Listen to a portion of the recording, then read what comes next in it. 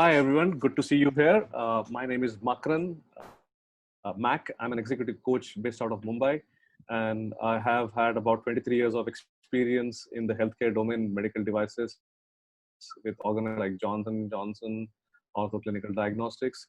And for the past 3.5 years, I have been a full-time executive coach. All that is going on currently in the world in terms of all of us sitting at home and under a lockdown. Uh, when I was thinking about what can we actually do to change this situation, we have to need to accept with it. Something struck me, and I have two friends who are very dear to me, both extremely talented in their own respective fields, but also are great sports people.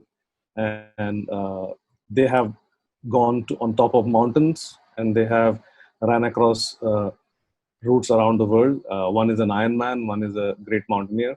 And I thought, what can we take from their learnings in terms of how to navigate situations or look at answers for changing the situations currently? And that's how the thought struck. And I'm happy to introduce you to Girish Nair. Girish and I are college buddies, and I know Girish for last almost 30 odd years. We met in college, early 11th standard, and Girish is a veteran in the aviation industry and the advertising industry, and he also is an Ironman. He just completed his Ironman in New Zealand just before the lockdown, and we'll be talking to Girish about how we can find ways to get out of this current situation. Carmen is also a dear friend. I met a year back through coaching network, and she's also an accomplished professional working with different organizations in the European continent, and also is a mountaineer. And her stories are also very interesting in terms of how we can look at finding answers to move forward in this current situation. So that was the premise of how I got this group together. Again, I don't claim to be the one guy bringing it all together. This was, I think, divine intervention that this was supposed to happen. And today we were going to talk about something which it all starts with a vision. And we thought, why not talk about vision as a concept? And can we get learnings from our own experiences to get this rolling? And so, Carmen, what do you think about vision and trying to bring in your experiences in mountaineering and your work? Thank you, Mike, first of all, for the introduction and for thinking of me when starting this project that we have together. And thank you, Girish, as well for sharing your stories with me in the beginning and now moving forward. Yeah, it's so interesting you are saying that to start with vision, because indeed vision is something that it's so important when we start to do something, and it was so important for me. And initially my vision was to I think it was to have a happy life. I didn't know what that meant, or what that means. And I was going to work and I was tired, and back home and tired, and I was living in that period in a city close to the mountains. And a few times when I was going in the mountains, I realized that actually I have no thoughts. I'm totally happy there. I was like, wow, that's something interesting, a place where I'm not stressed about work, I'm not stressed about targets. And I started to have a vision to go into mountains as high as possible. And my partner said, well, you are not able to run after the bus and you want to go into mountains. I was like, no, my world crashed. But I said, well, I will be able to do that. And in that year, I started running, actually, to run 200 meters at a time because I couldn't do more. And my vision was really to be able to go into the mountains and to be able to be happy there. So not to go into the mountains to get the fame, but to really be there to get out of my comfort zone and to be happy and relaxed, and to be able to see life with different eyes, which definitely happened. There are many stories, because 6 months later I was lucky enough to have some friends taking me on Mont Blanc, and that was quite an experience. Oh, I can tell you more, but vision was important. And if I actually can give you now a short story before Girish goes in. I remember I told you that I started to run and I was not able to run 200 meters. And what was really motivating was imagining that I am in the mountains and that I need to reach back to the camp, because when you go into the mountains, it's not important only to get to the top, but to have also the energy to go back to the camp, because otherwise you might die there. So for me, when I was struggling running, all I had in mind was like, I need to be back to the camp, I need to be back to the camp, I need to be back to the camp. So yeah, that was my vision, to be back to the camp, wherever that happy camp is, and it still continues. Interesting. Thanks, Carmen. Yeah, Girish. thanks, Makarand, and thanks, Carmen, for getting me here. In fact, the importance of vision is that Makarand had a vision. That's why we all are sitting here together. If Makarand had a vision to actually give knowledge to the ecosystem there, saying that how can they learn from three of us, and that vision led to having some great friends. Last 4 sessions that we did together, I think there's so much of energy, and we are sitting here together doing a recording and telling people how important vision is. Right? So I remember, I had a vision, when I started my working career, saying that before 40, I should have a C, under my name.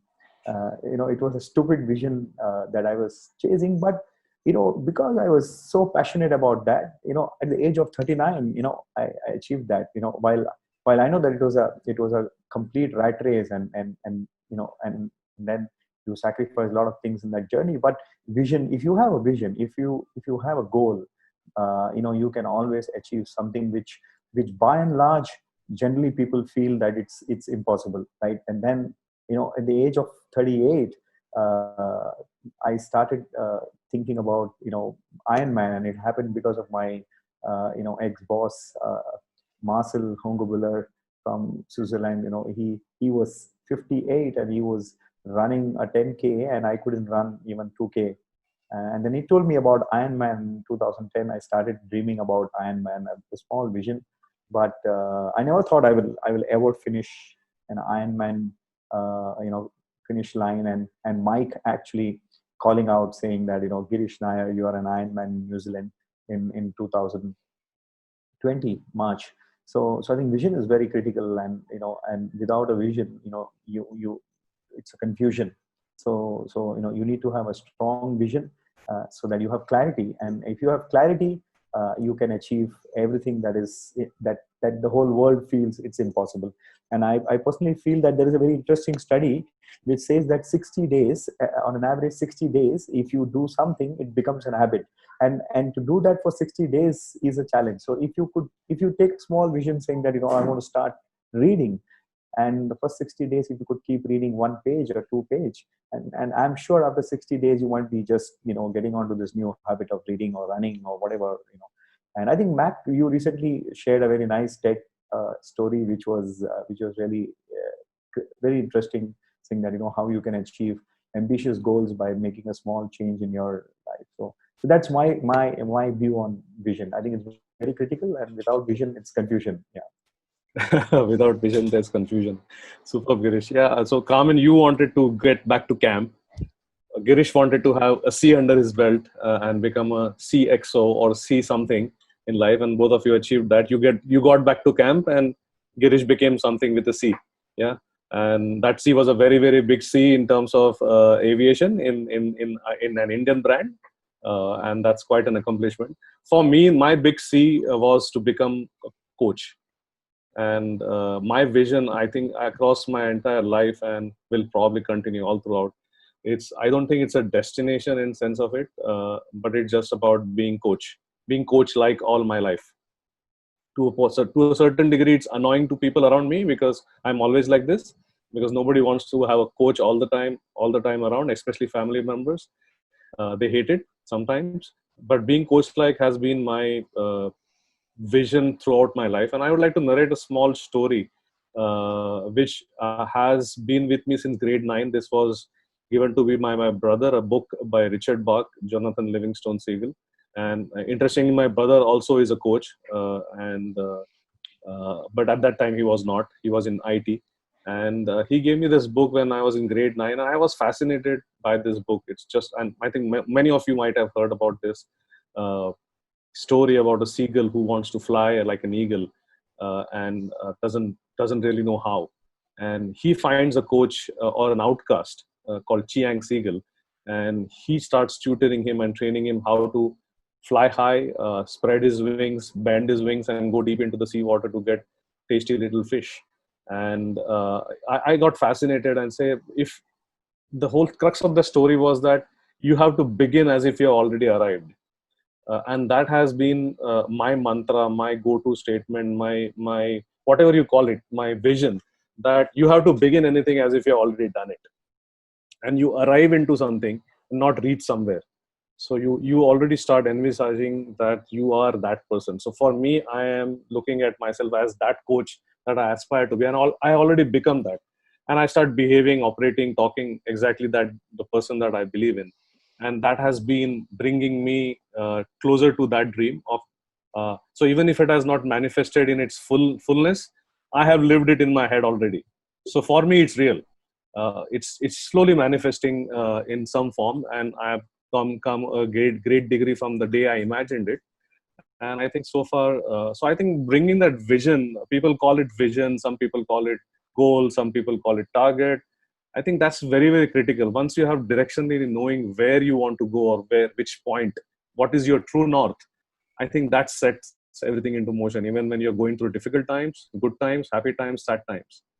So that has helped me. That story is something which is my go-to story all the time. So, to conclude, before we conclude, one small story. We say that you are an entrepreneur, or you are working for someone. But I feel that whatever you are doing, you need to have an entrepreneurial approach towards anything. And what is entrepreneurial? Nothing but you just have an ownership of whatever you're doing. So I still remember in one of my interview very recently, I had put this in my resume.